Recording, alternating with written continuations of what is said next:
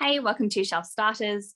Today is the most exciting, other than Canterbury Tales, maybe second most exciting part that we have to talk about in the Norton Anthology, which is Morte d'Arthur, so the Arthurian Legends by Thomas Mallory. Yes. And And he's did pretty you cool. know, Rosie, all about Mallory's background? I had no idea.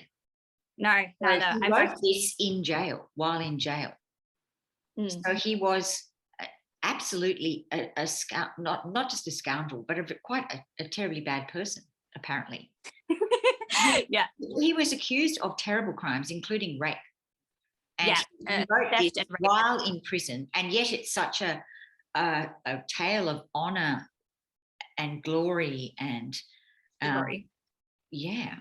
which is really interesting, given that he as a person apparently was nothing like Nothing like that. Yeah. No. Yeah. But what I thought was really cool in the Norton introduction is it talks about it compares it to Gone with the Wind and how it's the whole story of the legends of King Arthur represent a time in history that never really existed, like this whole but there's this sort of nostalgic kind of frame around this completely made up, like making it far more perfect than the reality actually was. So it's like a utopic vision of, but it's really interesting that even with that, even acknowledging that that's what they were going for, that comes from a man who doesn't even try to show any of that in his life, seems like. So is it him being repentant and kind of looking at what it is to be a really good person? I don't know.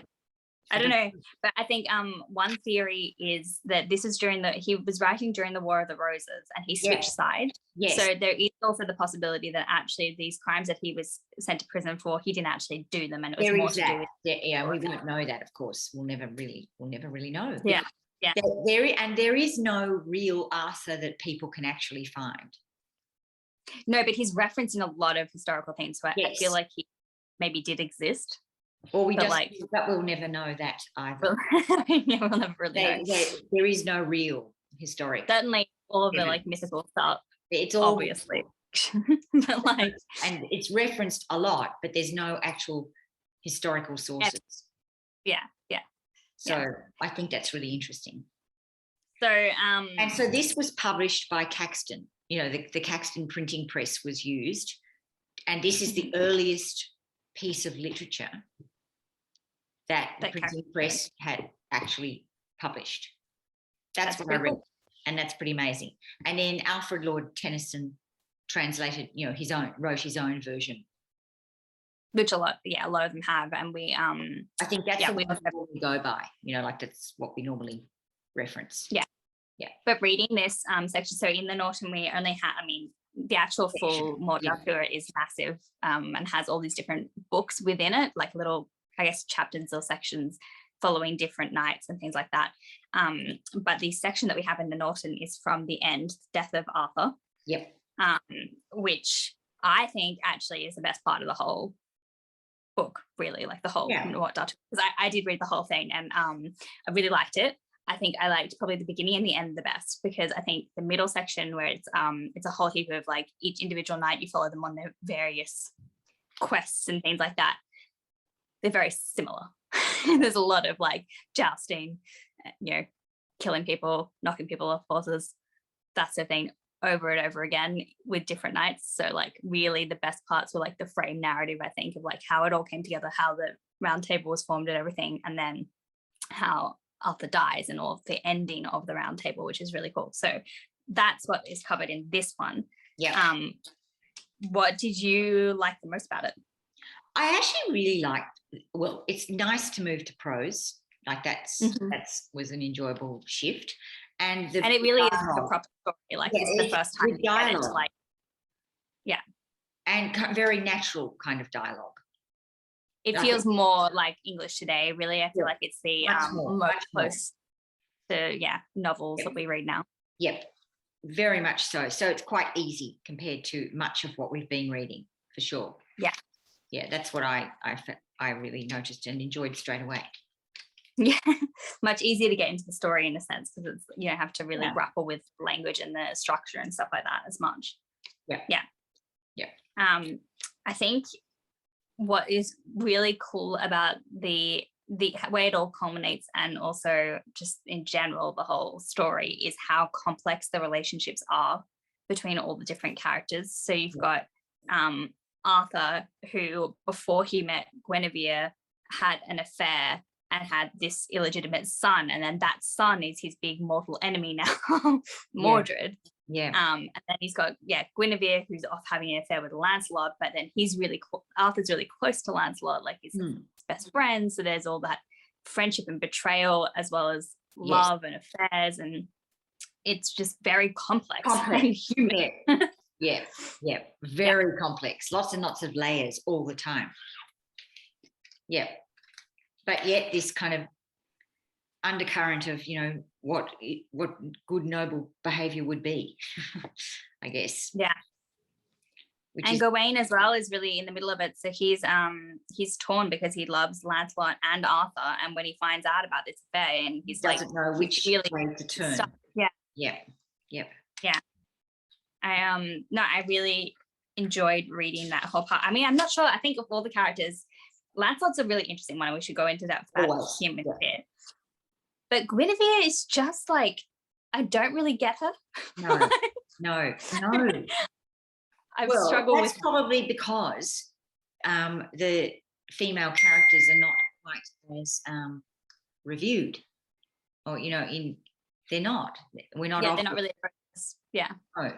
No, they don't have nearly as strong a voice, really. So we don't get insight into their feelings and their thoughts. So women are still an enigma, perhaps. A little bit. So what have we got for the story here? So we've got the part where Arthur finds out that Lancelot and Guinevere are having an affair. A war breaks out as a result. Everyone's against Lancelot. They try to drag him out. There's that whole scene where he's in the bedroom and they try and drag him out and fight him.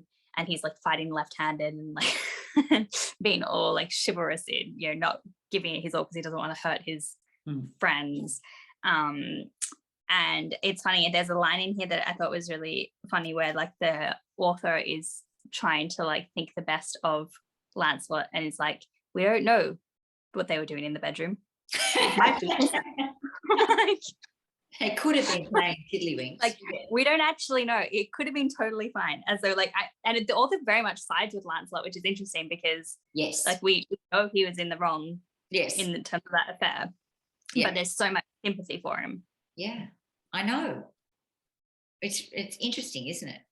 I guess it's just like, that they really consider it as like a true love situation, and his part of it. It's all okay. All things are all right in that context. Interesting. But very interesting how much he is like forgiven when, you know, there's so many other, you know, instances of that kind of betrayal and things like that in the story that are not forgiven. But yet this part is Lancelot special. He's given, accorded with some sort of special treatment here. Forgiveness for him. There's a long war. At some point, the King Arthur comes into contact with Mordred, and he kills Mordred, his illegitimate son, who's like the one who's firing up all this war and stuff like that, and spreading rumors about Lancelot, causing he's kind of like the catalyst for a lot of the drama. And then as he's dying, though, Mordred gets the king, like, it's weird that they explained it as like the membrane of his brain or something. Like he like strikes him somewhere that just like really was the wrong place, basically. And so Arthur is like mortally wounded at that point. And so we know he's going to die, but he takes a long time to die. And they're getting him all ready and everything. And the big thing is all about his sword, Excalibur, which is very cool to read, by the way. And I really, really enjoyed the beginning part where he's a boy, Arthur's like a young boy, and he pulls the sword out of the stone. Like reading that story. We all know the story, but actually reading the original was it would have been really good. Yeah. I know. Yeah. So he tells his mate, now who is it? Is it Guinevere, and now I don't know how to say his name, or Guinevere. Guinevere, I think. Yeah, that's how I said it in my mind. Yeah, so he tells him to go throw the sword in the lake, which is where the sword like comes from, the Lady of the Lake. But this knight is like, that is a very special sword. I'm not just going to throw it into the lake. So he hides it and pretends he did it. But Arthur knows straight away that he didn't do it, because he said, "What did you see?" And the guy's just like, water. Like, it's a lake. I saw the lake.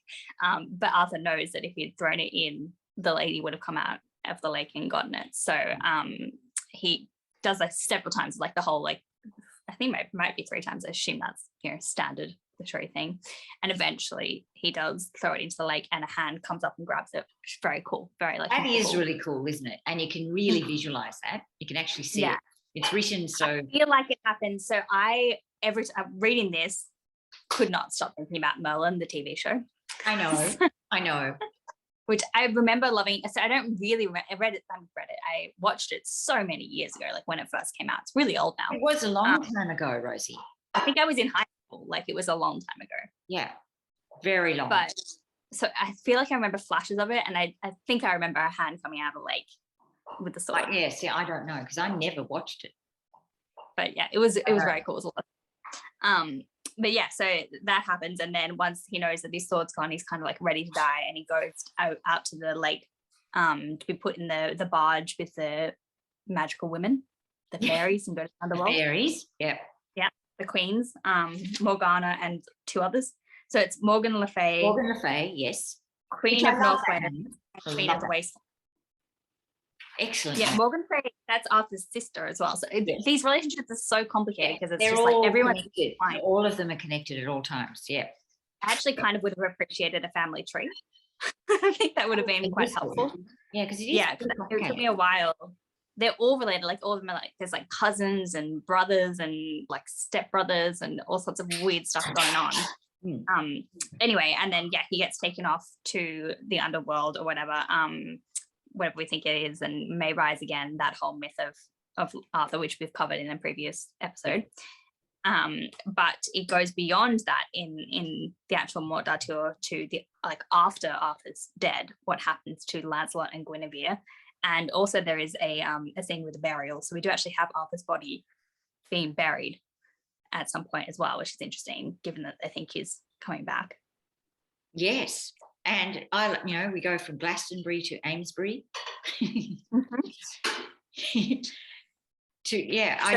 After Arthur dies, yes, Guinevere runs off to a nunnery. Yep. Goes and hides away with the nuns. And someone, now I forget who it is, but someone tries to marry her, and she's like, not having that. No, it's one of the bad ones. One of the bad people, but not Mordred, because he's dead. Or did that happen before? Maybe actually it did. So she had run away. Yeah, I think it was. Yes. So sorry, I'm confusing the timelines of the story. So before the final battle happens, when they're all just out at war and stuff, Mordred was left in control of the kingdom because Arthur trusted him. Yeah. And in charge of Guinevere. And he sent a rumor around that Arthur was already dead, and he wasn't. And then he tried to make Guinevere marry him, and she then ran off to the nunnery. So this whole time she's been in the nunnery, while then Arthur did eventually die and went off to the underworld and all of that. So she's in the nunnery. Lancelot gets a vision that she is going to die. Yes. And he goes, being the good knight that he is. Yep, he travels there straight away, and somehow, like, his vision was obviously a pre-vision. Yes. Premonition. There you go. Yeah, because he gets there and she died just half an hour ago.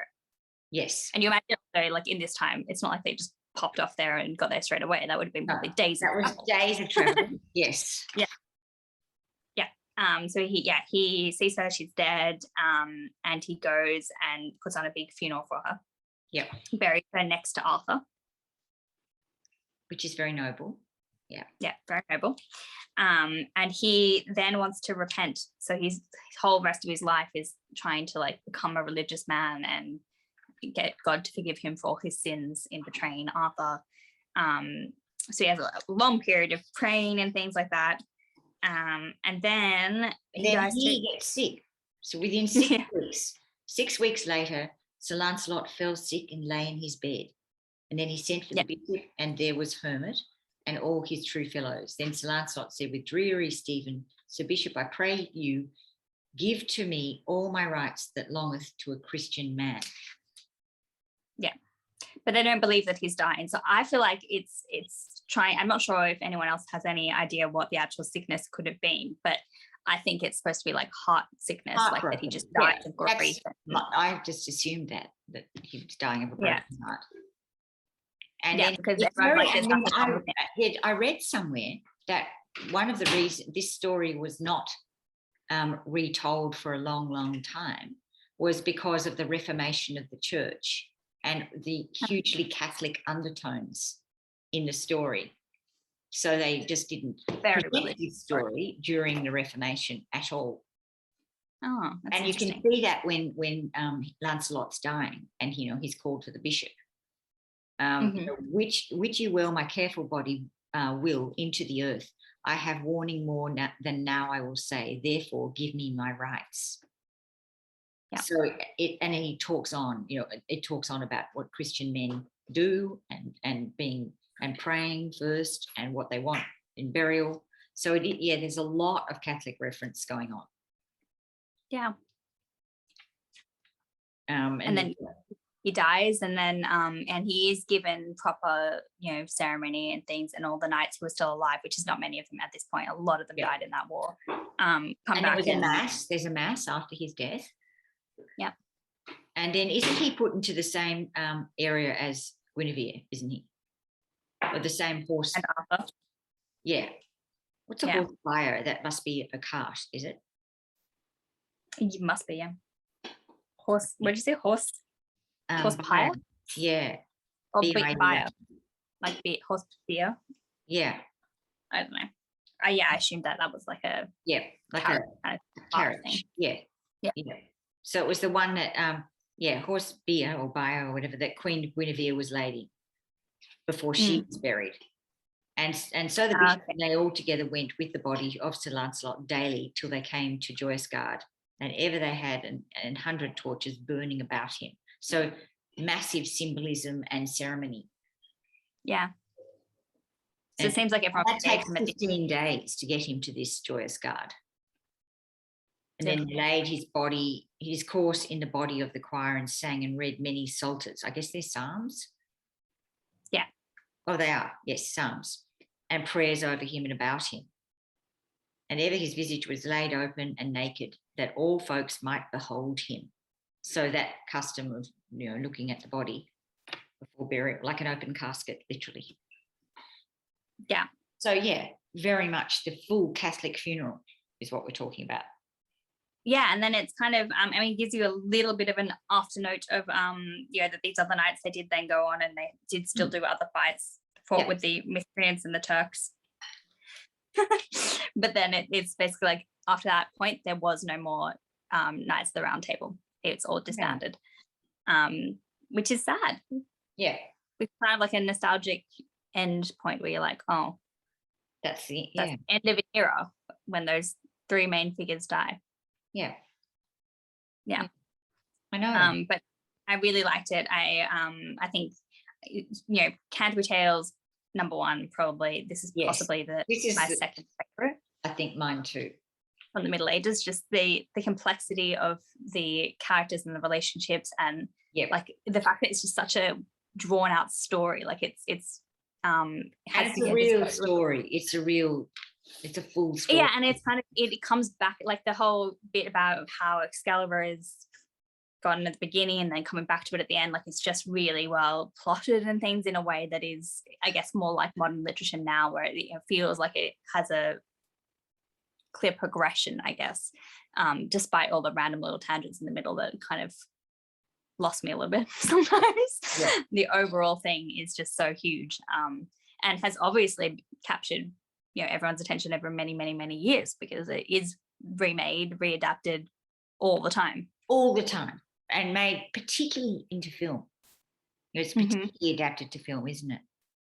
Yeah, well, it's so good for film. I mean, all those battles and But about it from when, we do, don't we, in English-speaking countries in the Western world, it's part of what you're raised with as a little child. Well, it's Sword in Stone, the Disney version. Yeah, but it's the cartoons, it's that story. I think it's kind of one of the stories that all little kids kind of have read to them. And I this year also read Don Quixote, and it's that whole thing references knights all the time throughout it. It's like that age of chivalry, and it's kind of nice to like have that connection of reading the original knights and then reading a work that references it so much. Yep. It's just in everything. Yep. It is. So it's lovely to read. It's lovely to read it. It's for sure. As in to read it in this version and not in a cartoon or a children's the version that feels more like the original stories. Yeah. And in fact has that lyricism, in fact, in the writing, because it is quite beautiful. Yeah, as to like, I mean, because we did cover the myth of Arthur's death or whatever it was called earlier on, but it was like more as a history kind of thing. Yes. Told in a more factual way, and this is more like an actual story with dialogue, with chapters, books, etc. So yeah, I think it was a really good read, and definitely a good way to sort of get towards the end of our Norton journey. We've only got one more. Is that Everyman? Yeah, Everyman is our very last Middle Ages work. Wow. Okay. Huge. And it just says after 1485, as in we don't really know. But then next year we'll be doing 15th and 16th centuries. So this is like getting towards the end of the 14th century, I guess, is it? That's right. Or is it 15th and 16th? We're going towards the end of the 15th. End of the 15th. 16th. Going into 16th and 17th? Yes. Is that right? Yes. Yeah. Because I will check. Restoration, won't we? Restoration is after. So we've got a whole period that I think is just in between. So we've got Shakespeare and Marlowe. Shakespeare and Marlowe and Donne are all in the next section, and then at the end it's more where it's getting towards like the novels like Pamela and Clarissa Richardson. Yeah, and Henry Fielding and all those. Yeah, so it's a while. That's a long time away. I feel like ages for that. Several years down the line in our channel. Don't get too excited. We've got a while. Yeah, but I mean, even like just Shakespeare's gonna take a while, I feel. Yeah. So. Not a small body of work. No. Anyway, I think that was a really, really good read and a good way to get towards the end. So yeah, I would be interested in, because I'm sure lots of people have read King Arthur and all of those, is does anyone have a favorite like short story, like little segment from the whole Morte d'Arthur, like a favorite night or a favorite little adventure? Because I would be interested to see like which ones people like, which stuck with people most. I think it'd be very hard. Everyone would be hard pressed to go beyond Lancelot and Guinevere, because that's the very romantic section that we all know and love. I mean, that's what you grew up on. Yeah, I guess so. Well, at least for us. Well, it'd be very interesting to hear if people have other. If anyone likes any of the nights other than Lancelot, please let me know, because I'd like to know which ones people like the most. I quite like Gawain, because also he did come up in the Green Knight as well. Yeah, we know him from earlier on. Yeah. But anyway, let us know, and we'll see you again next time for Everyman, final one in the Middle Ages. Yeah, look forward to it. See you then. See you later. Bye.